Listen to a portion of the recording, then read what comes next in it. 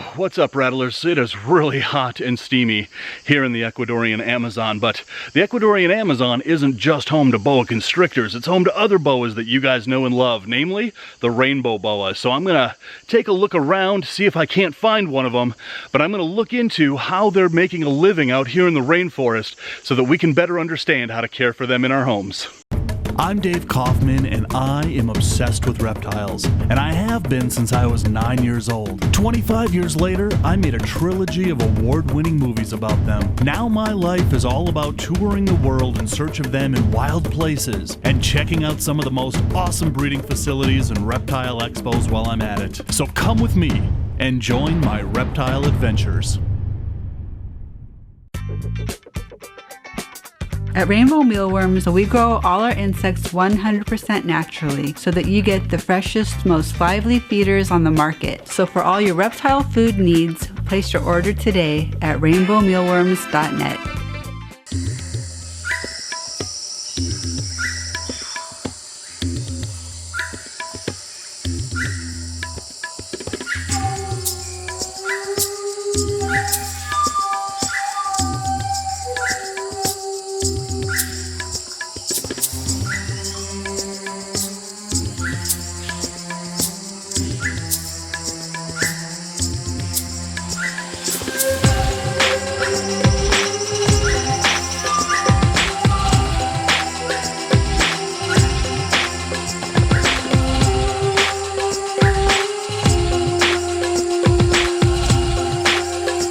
So in order to understand how rainbow boas are living out here in the Amazon, we have to look at the ground first, because rainbow boas, especially the adults, are mainly found on the ground. All right, so look at the ground here.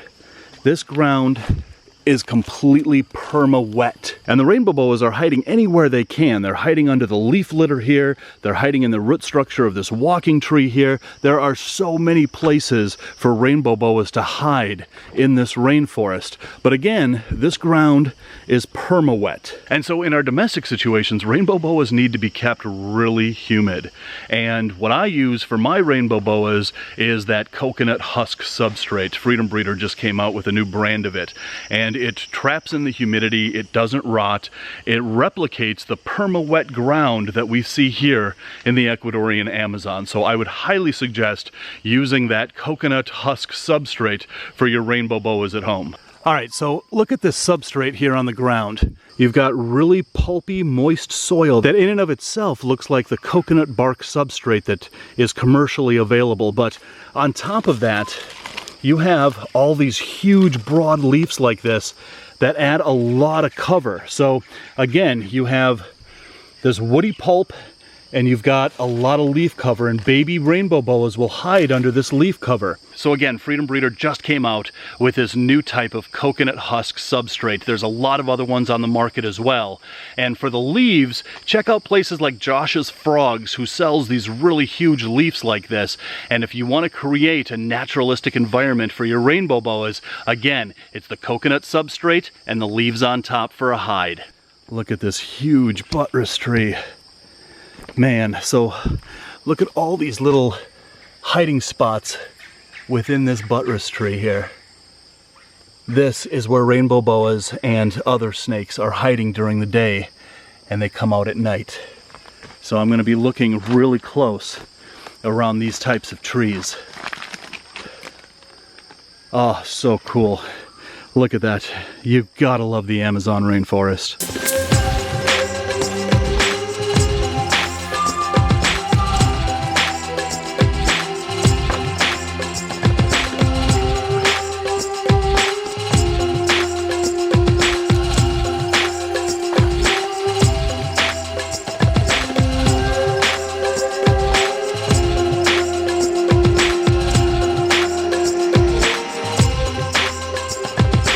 So like I said in the boa video, there are 2 seasons here in the Amazon. There's the wet season and the dry season, and the temperature pretty much remains constant in both seasons.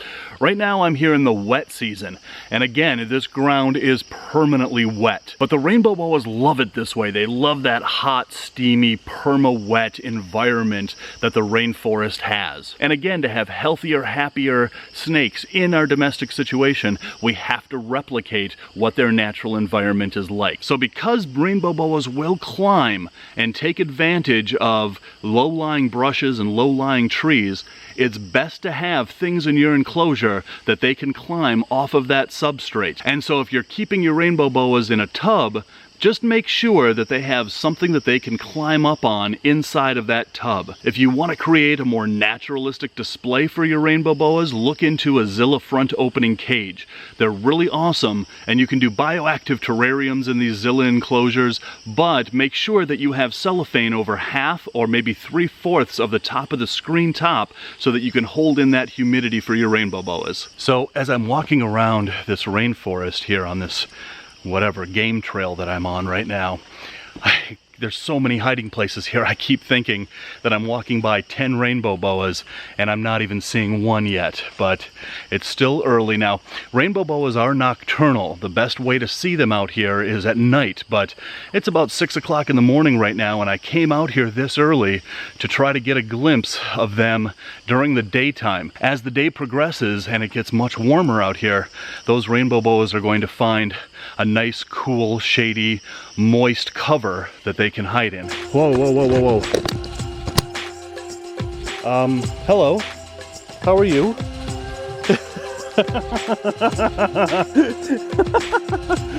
I'm trying to film a rainbow boa video here, buddy.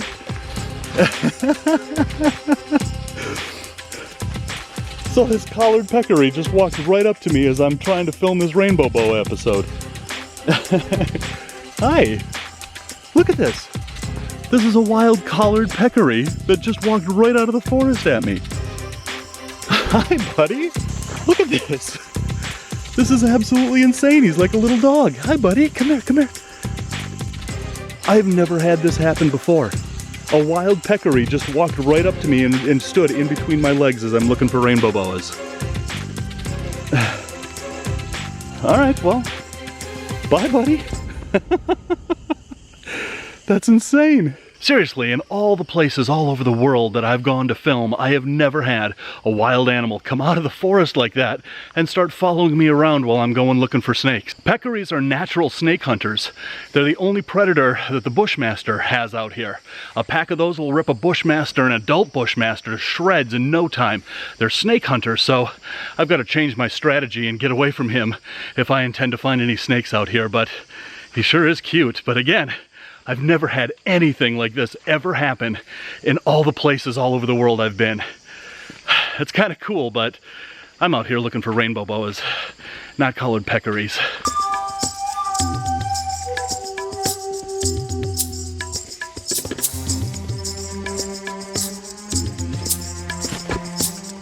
Look at this. This guy is still following me around as I'm looking for rainbow boas.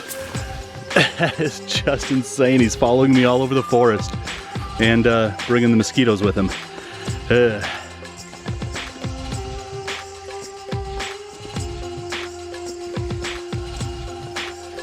Seriously, dude, I'm not gonna find any rainbow boas with you tailing me. Go away, go. There's the forest, that way. Oh, really, dude? There's the rest of the forest over there. You're scaring away all the rainbow boas. Bye, little dude.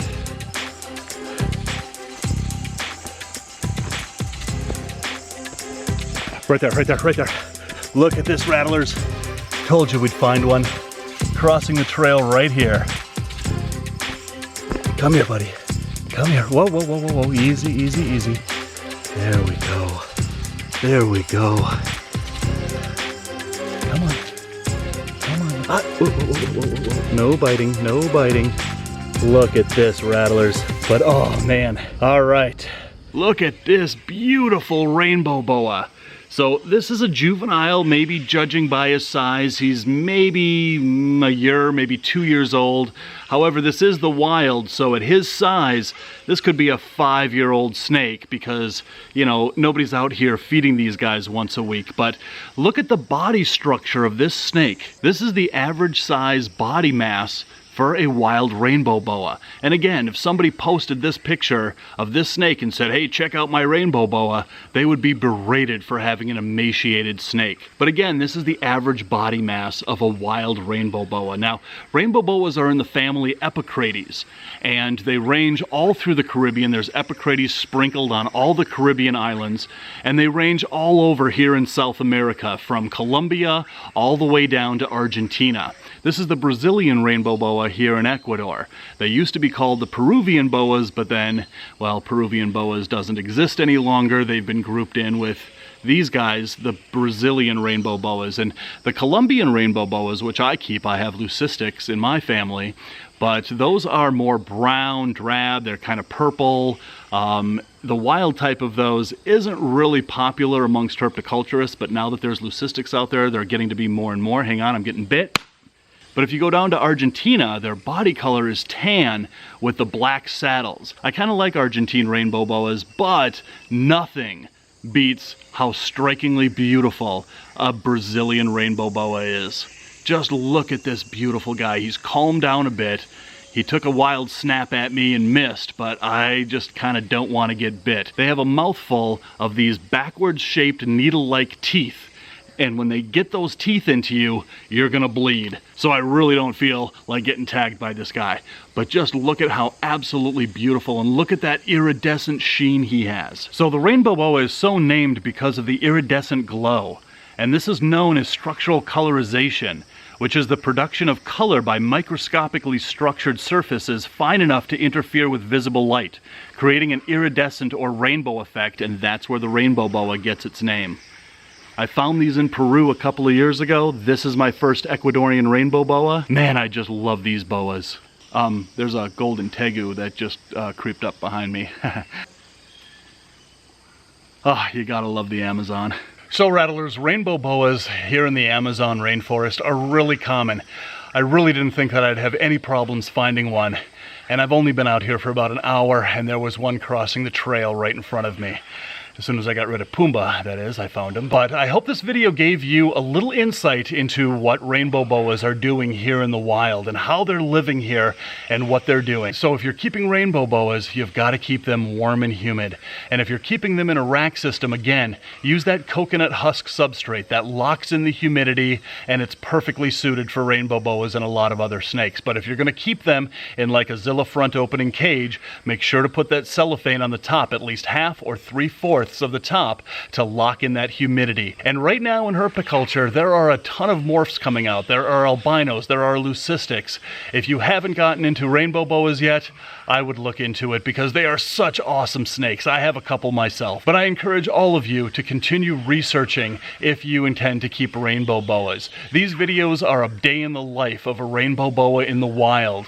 And I again encourage you to continue to research, and hopefully you will find this video as a reference on your journey to explore how just absolutely awesome rainbow boas are. So my Ecuadorian Amazon adventure is just beginning out here. We've got a few more days out here, so hit that subscribe button and hit that bell so you never miss an upload from here in Ecuador. Hit that like button. Tell everybody you know who loves rainbow boas about this video so that they can share and learn from it as well. And until the next reptile adventure from here in Ecuador, love the planet, feed your reptile obsession, and rattle on.